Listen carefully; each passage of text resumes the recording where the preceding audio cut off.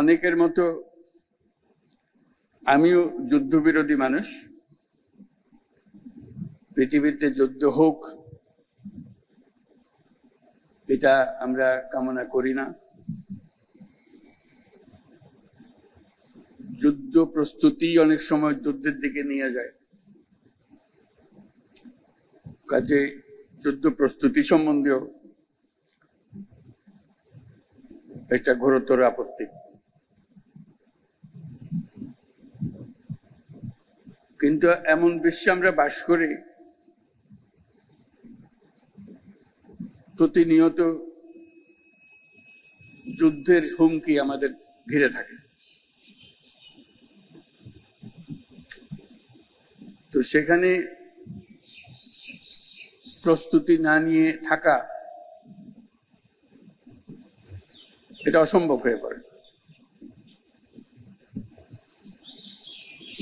এখন আমরা যখন কথা বলছি তখন আমাদেরই কাছে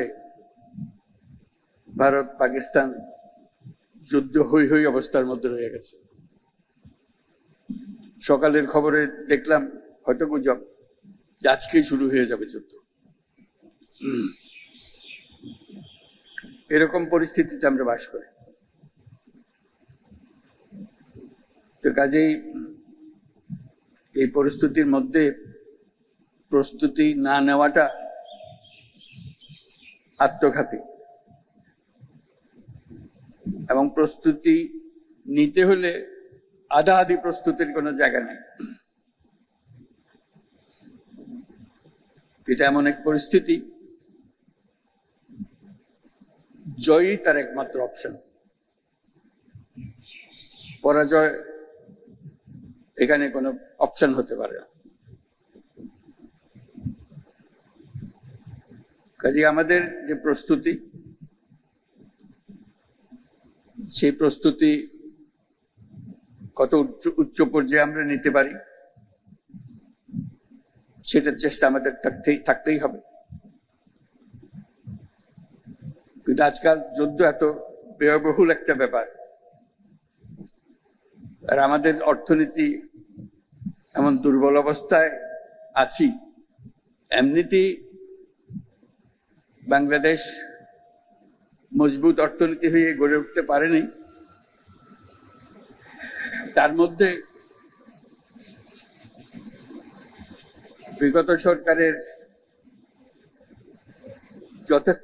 যথেচ্ছাচারের কারণে যা ছিল তাও লুটপাট হয়ে গেছে। এই পরিস্থিতিতে আমাদের সামগ্রিক স্ট্র্যাটেজি ঠিক করতে হবে। শান্তির দিকে আমাদের হাত বাড়িয়ে রাখতে হবে সবসময়, কিন্তু প্রস্তুতিতেও থাকতে হবে। এই পরিস্থিতিতে আপনাদের সঙ্গে দেখা করে, আপনাদের আজকের মহড়াগুলো দেখে খুবই ভালো লাগলো। এগুলো আমরা সিনেমাতে দেখি, বাস্তবে দেখার খুব একটা সুযোগ হয় না। আজকে আপনাদের কারণে সেটা বাস্তবে দেখলাম। যারা এর পেছনে এটাকে এত সুন্দরভাবে করার জন্য, নিখুঁতভাবে করার জন্য চেষ্টা করেছেন, তাদের সবার জন্য আমরা ধন্যবাদ জানাচ্ছি। জোরে হাত তালিয়ে দিয়ে আমরা একটা ধন্যবাদ জানাই। এতে আমাদের সাহস বাড়ে, শুধু যুদ্ধের সাহস না, এটা তো সাহস বটেই, যে আমাদেরই ছেলে মেয়েরা এরকম দুর্দান্ত ভাবে প্রস্তুতি নিতে পারে, কঠিন সমস্যার মোকাবেলা করতে পারে, এটা দেখে বুক ভরে যায়। আমরা যারা আজকে বাইরের থেকে আসলাম, আমি নিশ্চিতভাবে বলতে পারি তাদের সবার বুক ফুলে গেছে, যে আপনাদের কৃতিত্ব দেখে, আপনাদের নিখুঁত ম্যানুভারিং দেখে। কাজে সেই অনুভূতিটা আপনাদেরকে জানিয়ে গেলাম। আমি লিখিত বক্তব্যের মধ্যে যাচ্ছি একটু। আসসালামু আলাইকুম। বাংলাদেশ বিমান বাহিনী আয়োজিত আজকের এই আকাশ বিজয় মহড়া অনুষ্ঠানে আপনাদের মাঝে উপস্থিত হতে পেরে আমি অত্যন্ত আনন্দিত। এই মহড়া কেবল একটি সাময়িক অনুশীলনই নয়, এটি আমাদের সার্বভৌমত্ব রক্ষায় বিমান বাহিনীর পেশাদারিত্ব এবং দক্ষতার পরিচয় বহন করে। আমি এই মহড়ায় অংশগ্রহণকারী সকল সদস্যকে তাদের নিষ্ঠা, শৃঙ্খলা এবং পেশাগত উৎকর্ষের জন্য আন্তরিক ধন্যবাদ জানাচ্ছি। এই গৌরবময় মুহূর্তে আমি গভীর শ্রদ্ধার সঙ্গে স্মরণ করছি ৭১ সালের মহান মুক্তিযুদ্ধে আত্মদানকারী শহীদদের, বিশেষ করে বাংলাদেশ বিমান বাহিনীর অকুতোভয় সদস্যদের। তাদের রক্তের বিনিময়ে অর্জিত স্বাধীনতা আমাদের জাতিসত্তার মূল ভিত্তি। এর সঙ্গে স্মরণ করছি ২০২৪ সালের জুলাই আগস্ট আন্দোলনে নিহত ও শহীদ সকল শিক্ষার্থী, তরুণ তরুণী এবং সাধারণ জনগণকে, যারা দেশের অধিকারের প্রশ্নে জীবন ও রক্ত দিয়ে তাদের অবস্থান স্পষ্ট করেছেন। ৭১ সালের ২৮শে সেপ্টেম্বর বিপুল প্রতিকূলতা সত্ত্বেও একটি অটার বিমান, একটি এলিওয়েট হেলিকপ্টার, একটি ডেকোটা বিমান সহ ৫৭ জন সদস্য নিয়ে জন্ম নিয়েছিল কিলো ফ্লাইট, যা বাংলাদেশ বিমান বাহিনীর নিউক্লিয়াস হিসেবে চিরস্মরণীয় হয়ে থাকবে। যার নামের আদ্যক্ষর দিয়ে এই কিলো ফ্লাইটের নাম করা হয়েছিল, সেই জীবন্ত কিংবদন্তি এবং মুক্তিবাহিনীর ডেপুটি চিফ অফ স্টাফ বীরোত্তম এয়ার ভাইস মার্শাল একে খন্দকারের নামানুসারে সম্প্রতি এই বিমান ঘাঁটির নামকরণের মাধ্যমে আমরা তাকে প্রাপ্য সম্মান দেওয়ার চেষ্টা করেছি।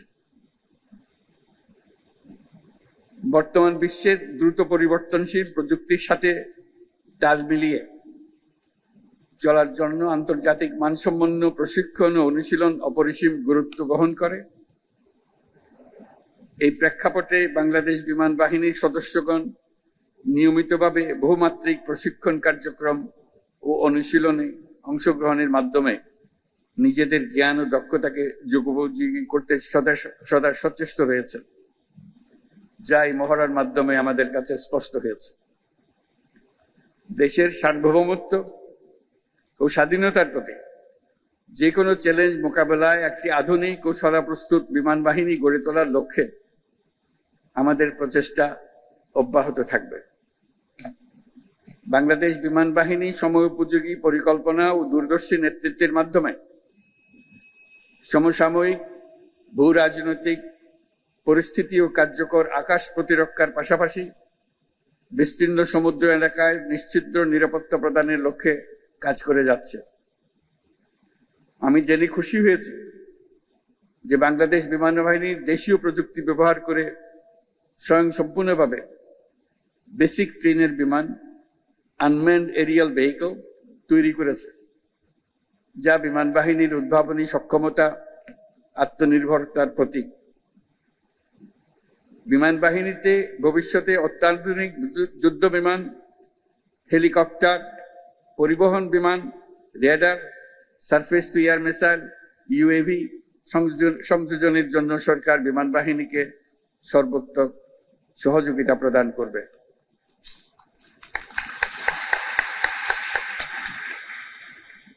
আজকের এই অনুশীলন বাংলাদেশ বিমান বাহিনীর আত্মবিশ্বাস, প্রস্তুতি এবং অর্পিত দায়িত্ববোধের বাস্তব রূপায়ণ।